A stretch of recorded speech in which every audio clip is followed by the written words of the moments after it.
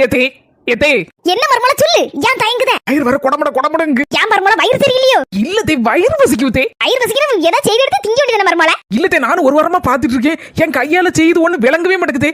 ஒரு மாதிரி உப்பு குடியிருது இல்லைன்னா உரப்பு குடியிருது.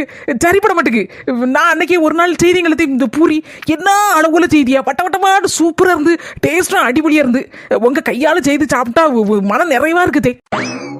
அப்படியே சொல்லுதே. இன்னும் ஓடியாரே. ஹலோ சொல்லுடி.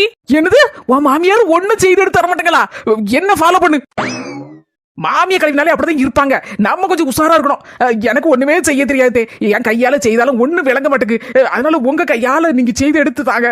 நான் அன்னைக்கு தின்னு பார்த்து நல்லா இருந்துச்சு, அப்படி இருந்துச்சு, இப்படி இருந்துச்சு, ஓகன் இருந்துச்சு, ஆகன் இருந்துச்சுன்னு 5-6 வார்த்தை அப்படியே அள்ளி தொளிக்கணும். அப்போ உடனே கொடுக்கணும். மாமியார் அடுக்கலைக்கு ஓடும். நமக்கு நாக்குக்கு சூப்பரா சுவையிட்டு ஏதாவது செய்து எடுத்து கொண்டு வரும். நம்ம காலுக்கு மேல காலை போட்டுட்டு திங்கணும். அம்முக்கு டும்முக்கு அம்மாள் டும்மாள்.